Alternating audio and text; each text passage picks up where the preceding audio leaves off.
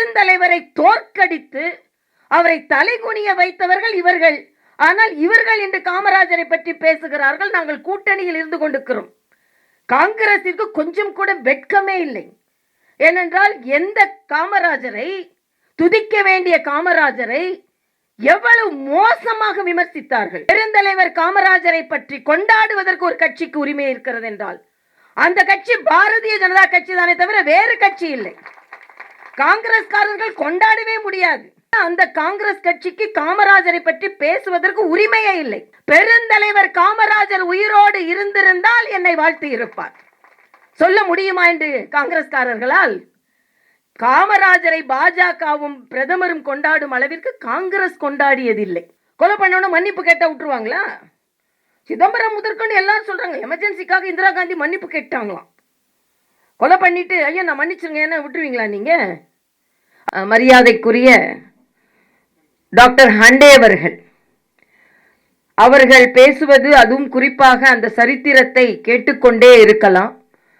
அவர்களுக்கு நாம் கொடுத்த நேரம் மிக குறைவு. ஆனால் அந்த குறுகிய காலத்திற்குள் இன்று ஜனநாயகத்தை பற்றி பேசிக் கொண்டிருப்பவர்கள் இன்று அரசியலமைப்பு சட்டத்தை கையில் எடுத்து போராடுகிறோம் என்று சொல்லுகின்ற காங்கிரஸ்காரர்களுக்கு அந்த அரசியலமைப்பு சட்டத்தின் குரல் வளையை நெறித்த அந்த எமர்ஜென்சியை கொண்டு வந்ததற்கு அவர்கள் இந்த நாட்டில் இந்த கான்ஸ்டிடியூஷன் புக் என்ற அந்த அரசியலமைப்பு சட்டத்தை தொடக்கூட அவர்களுக்கு தகுதி இல்லை என்பதை மிக தெளிவாக இங்கே சொல்லிவிட்டார்கள்.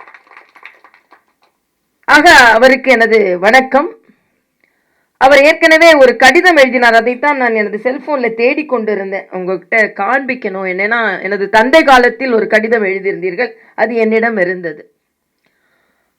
அதே போல திரு செல்வராஜ் அவர்கள், மரியாதைக்குரிய காமராஜ் அவர்களால் தான் இன்று பாரத தேசம் முழுவதும் ஒரு மாநிலத்தில் இந்த ஐஏஎஸ் ஸ்ட்ரக்சர் நெட்வொர்க், ஆட்சியர்களின் நெட்வொர்க் என்ற ஆட்சியர்களின் திறமை அதிகமாக மிளிருகிறது தமிழ்நாட்டில் என்றால் அதற்கு அடித்தளம் அமைத்தவர் பெருந்தலைவர் காமராஜர் அவர்கள். அது மரியாதைக்குரிய செல்வராஜ் அவர்களுக்கு தெரியும். எல்லா மாநிலங்கள், ஏன்னா நான் 2 மாநிலங்களிலும் பணியாற்றி இருக்கிறேன், எல்லா மாநிலங்களிலும் விட ஐஏஎஸ் அதிகாரிகள் மிக திட்டமிட்டு செயலாற்றும் ஒரு திறமை தமிழகத்தில் வளர்ந்தது என்றால் அது மரியாதைக்குரிய காமராஜர் அவர்கள் காலத்தில் தான். இங்கே இந்த மேடையில் அண்ணன் கரு நாகராஜன் அவர்கள் இந்த நிகழ்ச்சிக்கு வர வேண்டும் என்று என்னை அழைத்த போது உண்மையிலேயே நான் மகிழ்ந்தேன். ஏனென்றால் ஏறக்குறைய நினைவு தெரிந்த காலத்தில் இருந்து காமராஜரை பார்த்து வளர்ந்தவள் நான். என்னிடம் நான் பாரதிய ஜனதா கட்சியில் இணைந்தவுடன் பல பேர் என்னிடம் ஒரு கேள்வியை கேட்டார்கள். காமராஜரின் தொண்டரின் மகளாக இருந்து கொண்டு எப்படி பாரதிய ஜனதா கட்சியில் இணைந்தீர்கள் என்று. நான் சொன்னேன், காமராஜரின் தொண்டரின் மகளாக இருப்பதால் தான் பாரதிய ஜனதா கட்சி நான் என்னை இணைத்துக் கொண்டேன். ஏனென்றால் இன்று நல்லாட்சி, வளர்ச்சி, ஊழலற்ற தன்மை, அதற்கு முன்னுதாரணமாக இருப்பவர் நமது காமராஜர் அவர்கள்.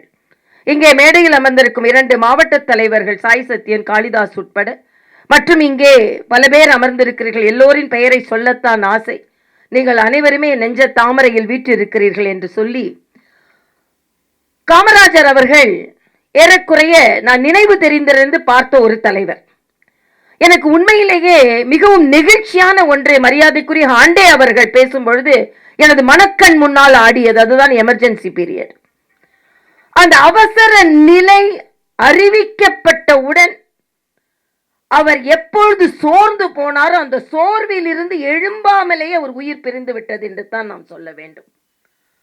அவர் சொன்னதை போல தண்ணீர் விட்டோ வளர்த்தோம் சர்வேசா என்று பாரதியார் பாடியதை போல இந்த சுதந்திர பயிரை கருக்கி அந்த அவசர நிலை பிரகடனத்தை கொண்டு வந்து அனைத்து தலைவர்களையும் சிறையில் அடைத்து இன்று பத்திரிகை சுதந்திரத்தை பற்றி அவர்கள் பேசுகிறார்கள். பத்திரிகை சுதந்திரத்தின் குரல் வளையை நெறித்து, ஆக நம் காலத்தில் இப்படிப்பட்ட இருண்ட ஒரு ஜனநாயக நாட்களை நாம் பார்க்க நேர்ந்ததே என்று சிறுவயது பெண்ணாக இருந்த நான் உட்பட மிகுந்த கவலையோடு பார்த்த நாட்கள் அவை.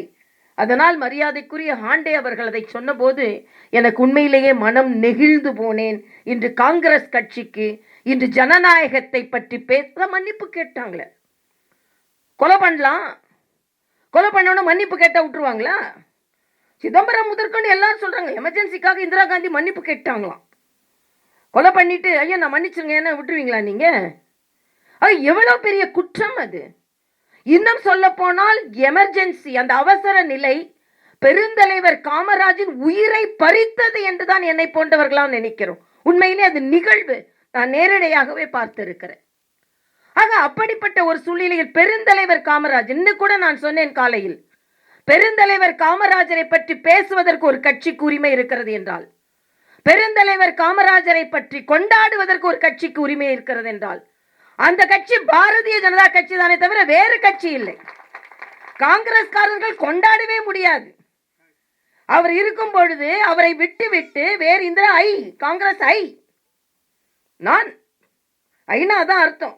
சொன்ன மாதிரி சர்வாதிகார ஒரு கும்பல் காங்கிரஸில் இருந்து பிரிந்து சென்று காங்கிரஸ் ஓல்டு என்று அவரை ஒதுக்கி தள்ளி, அப்படிப்பட்டவர்கள் தான் இன்று காங்கிரஸில் இருந்து கொண்டிருக்கிறார்கள். ஆக அந்த காங்கிரஸ் கட்சிக்கு காமராஜரை பற்றி பேசுவதற்கு உரிமையே இல்லை. உரிமையே இல்லை என்று சொல்வதை விட இன்று காங்கிரஸ் கட்சியின் தலைவர்களாக யாரெல்லாம் இருந்து கொண்டிருக்கிறார்கள், காங்கிரஸ் கட்சியின் கூட்டணி யார் இருக்கிறார்கள்?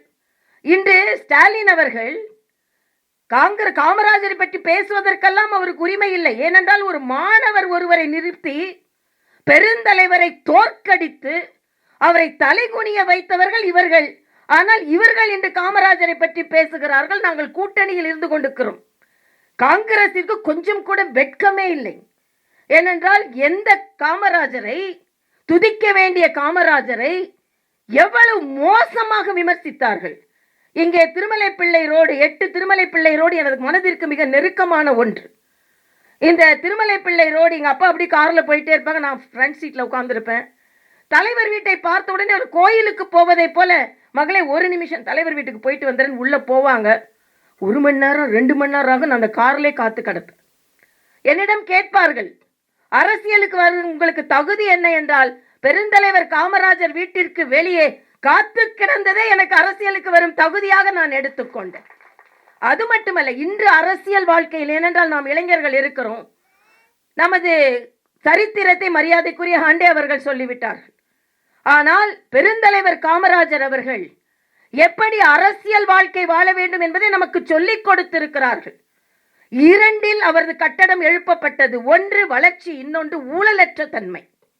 அதனால் தான் சொல்கிறேன், மரியாதைக்குரிய பாரத பிரதமர் அவர்கள் இன்று ரூபாய் மதிப்பிழப்பை பற்றி மரியாதைக்குரிய ஹாண்டே அவர்கள் சொன்னார்கள். இன்று சிதம்பரம் முதற்கொண்டு அதை பற்றி பேசுகிறார்கள். ஆனால் பண மதிப்பிழப்பு என்பது கருப்பு பணத்தை ஒழிப்பதற்காக மரியாதைக்குரிய பாரத பிரதமர் கொண்டு வந்தது. அப்பொழுது அதை 1 வருடம் ஆனவுடன் தொலைக்காட்சியில் பேசுகிறார் நம் பாரத பிரதமர். அப்பொழுது அவர் சொல்கிறார், இந்த பண மதிப்பிழப்பு நடவடிக்கை ஊழலுக்கு எதிரானது. இதை கொண்டு வந்ததற்கு குஜராத்தை சார்ந்த தலைவர்கள் வாழ்த்தி இருப்பார்கள் என்று அவர் சொல்லவில்லை. வட இந்தியாவை சார்ந்த தலைவர்கள் வாழ்த்தி இருப்பார்கள் என்று சொல்லவில்லை. பெருந்தலைவர் காமராஜர் உயிரோடு இருந்திருந்தால் என்னை வாழ்த்தி இருப்பார். சொல்ல முடியுமா என்று காங்கிரஸ்காரர்களால்?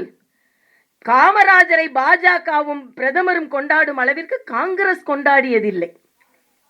செய்பவரை கண்டால் நாம் பயங்கொள்ளலாகாது பாப்பா, மோதி மிதித்து விடு பாப்பா, அவர் முகத்தில் உமிழ்ந்து விடு பாப்பா. அண்மை செய்திகளை உடனுக்குடன் தெரிந்து கொள்ள இணைந்திருங்கள் இயம்நாடு தொலைக்காட்சியுடன்.